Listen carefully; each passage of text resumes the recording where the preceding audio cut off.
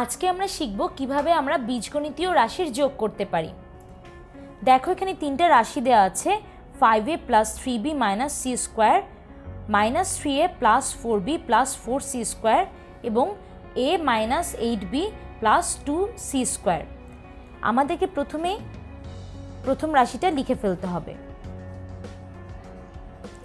এখন দেখো, যখন আমরা এই দ্বিতীয় এবং তৃতীয় রাশি লিখব তখন আমরা এর নিচে এমনভাবে লিখব যাতে একই ধরনের চলক নিচে নিচে থাকে।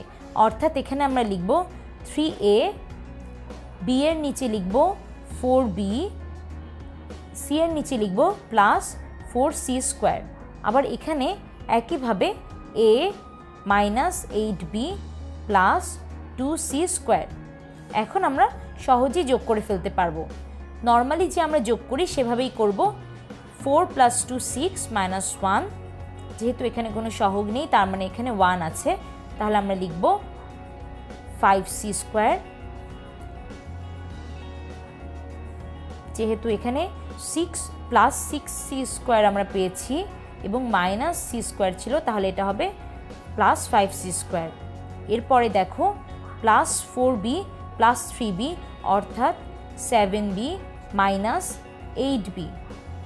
7b থেকে যদি আমরা 8b মাইনাস করি তাহলে আমরা পাই -b।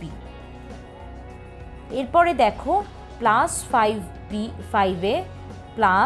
a - 3a প্লাস করলে আমরা পাবো 6a - 3a, তাহলে উত্তর হবে 3a। তাহলে আমরা লিখতে পারি +3a। তাহলে আমাদের কাঙ্ক্ষিত উত্তর হবে 3a - b + 5c স্কোয়ার।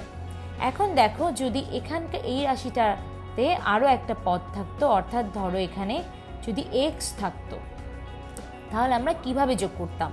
যদি আমাদের এখানে x থাকতো তাহলে আমরা এই পদের শেষে x এভাবেই লিখতাম এবং আমাদের উত্তরেও +x থাকতো।